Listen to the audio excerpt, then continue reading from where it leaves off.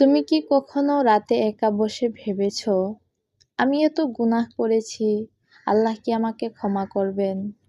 হয়তো এমন কোনো ভুল আছে যেটা মনে পড়লেই তোমার বুকটা ভার হয়ে যায়।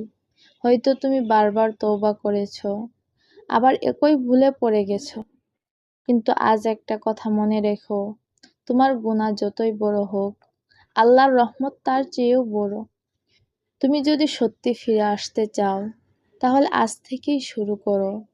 কারণ শয়তান তোমাকে বলবে, তুমি অনেক পাপী, তোমার আর রক্ষা নেই।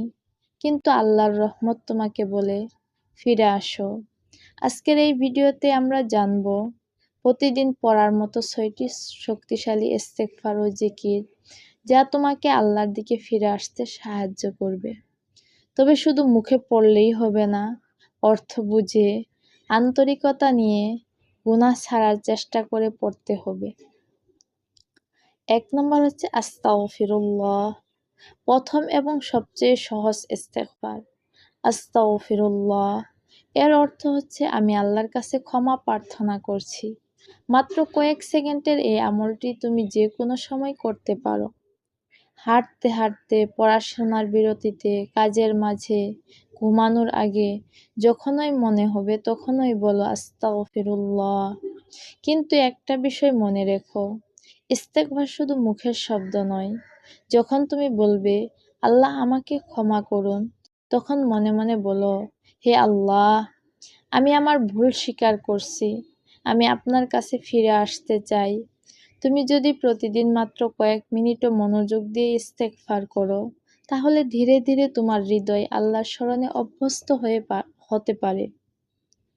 তাই আজ থেকেই নিজের জন্য একটা ছোট অভ্যাস তৈরি করো। সকাল শুরু করো ইস্তেগফার দিয়ে, দিন শেষ করো ইস্তেগফার দিয়ে। দ্বিতীয় হচ্ছে আস্তাগফিরুল্লাহ ওয়া আতুবু ইলাই। দ্বিতীয়টি হচ্ছে আস্তাগফিরুল্লাহ ওয়া আতুবু ইলাই। অর্থ আমি আল্লাহর কাছে ক্ষমা প্রার্থনা করছি এবং তার কাছেই তওবা করছি। এখানে শুধু ক্ষমা চাওয়া নয়, বরং আল্লাহর দিকে ফিরে আসার কথাও রয়েছে। আমাদের অনেকের একটা সমস্যা আছে, আমরা বলি আল্লাহ আমাকে ক্ষমা করুন, কিন্তু একই সঙ্গে সেই গুনাহ করার সুযোগও খুঁজতে থাকি। তাই তওবার অর্থ হলো ভুল বুঝতে পারা, অনুতপ্ত হওয়া এবং যতটা সম্ভব সেই গুনাহ থেকে ফিরে আসার চেষ্টা করা। হয়তো তুমি একদিনেই পুরোপুরি বদলে যেতে পারবে না, কিন্তু তুমি আজকের চেয়ে আগামীকাল একটু ভালো হতে পারো। আজ যদি 5 বার ভুল করো, কাল চেষ্টা করো 4 বার করতে। আজ যদি নামাজে অলসতা আসে, কাল একটু বেশি সচেতন হও। আজ যদি কোনো খারাপ অভ্যাস ছাড়তে না পারো, অন্তত তার বিরুদ্ধে লড়াই শুরু করো। কারণ আল্লাহর দিকে যাওয়ার পথ শুরু হয় একটি ছোট ছোট পদক্ষেপ নিয়ে। 3 নাম্বার হচ্ছে সুবহানাল্লাহি ওয়া বিহামদিহি, আস্তাগফিরুল্লাহ। তৃতীয় আমলটি হচ্ছে সুবহানাল্লাহি ওয়া বিহামদিহি, আস্তাগফিরুল্লাহ। এর অর্থ হচ্ছে আল্লাহর পবিত্র এবং সমস্ত প্রশংসা তারই।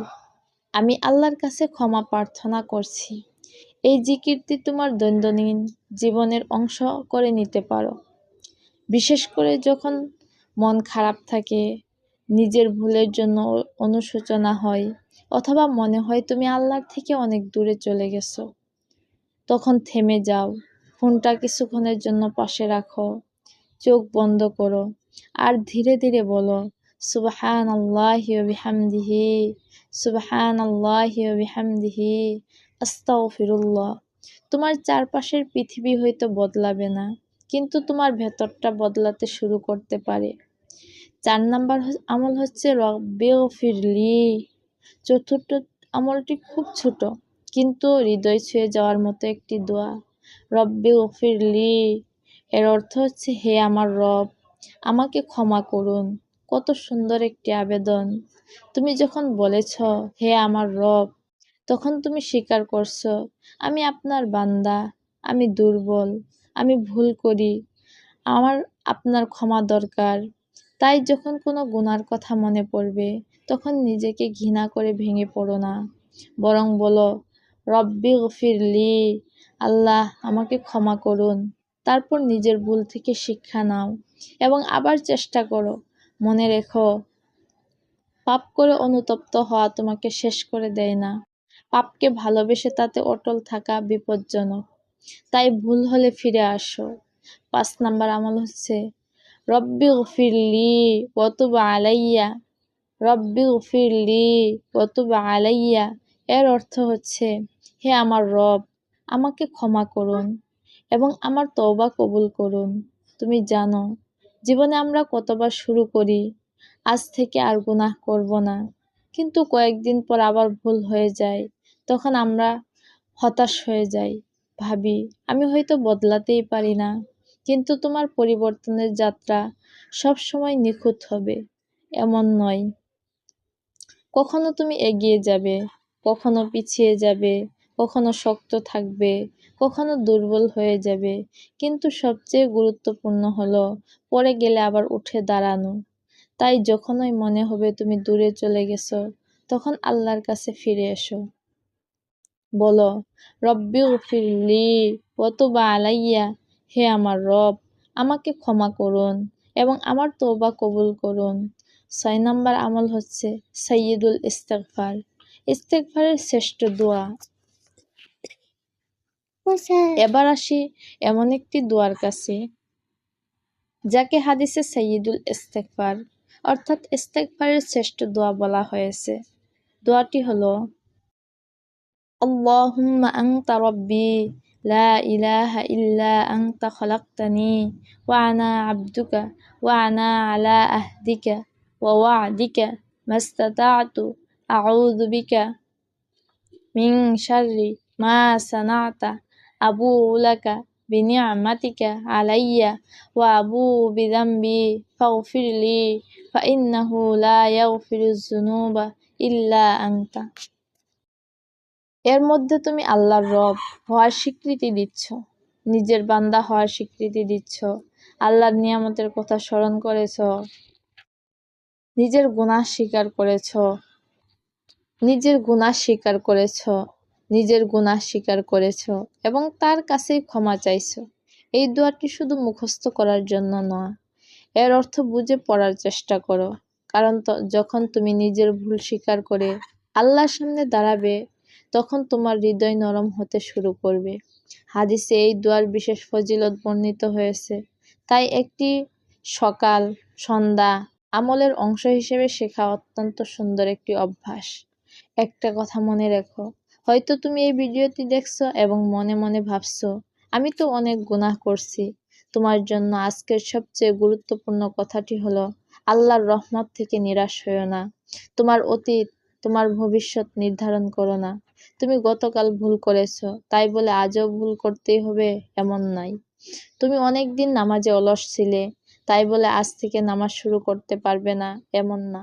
তুমি অনেকবার তওবা ভেঙেছো, তাই বলে আবার তওবার দরজা বন্ধ হয়ে গেছে এমনটা না। ফিরে আসো, আজই ফিরে আসো। কারণ আমরা জানি না আমাদের হাতে কতটা সময় আছে। হয়তো আগামীকাল আসবে, হয়তো আসবে না। তাই আল্লাহর কাছে ফিরে যাওয়ার জন্য একদিন অপেক্ষা করো না। সেই একদিন হলো আজ।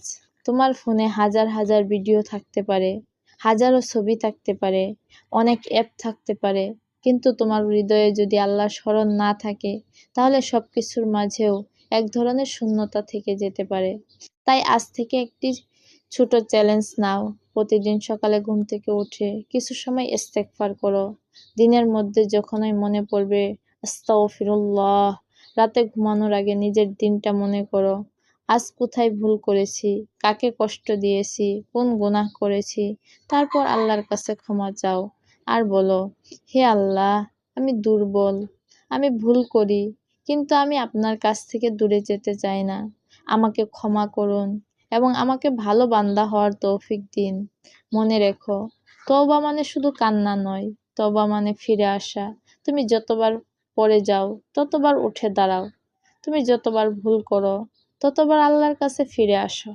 কারণ একজন মুমিনের সৌন্দর্য হলো, সে ভুলের পরেও তার রবকে ছেড়ে দেয় না। যদি এই কথাগুলো তোমার হৃদয় ছুঁয়ে যায়, তাহলে ভিডিওটি লাইক করো এবং এমন একজন বন্ধুর কাছে শেয়ার করো যে হয়তো এখন আল্লাহর দিকে ফিরে আসার চেষ্টা করছে। আর কমেন্টে লিখো আস্তাগফিরুল্লাহ। নিজের জন্যও লিখো, অন্যদের উৎসাহ দেওয়ার জন্যও লিখো। আর এমন ইসলামিক মোটিভেশন, দোয়া ও ইস্তেগফারের ভিডিও পেতে চ্যানেলটি সাবস্ক্রাইব করে পাশে থাকো। আজ থেকে শুরু হোক তোমার নতুন ফিরে আসার গল্প। আল্লাহ আমাদের সবাইকে ক্ষমা করুন, আমাদের তওবা কবুল করুন এবং তার প্রিয় বান্দাদের অন্তর্ভুক্ত করুন।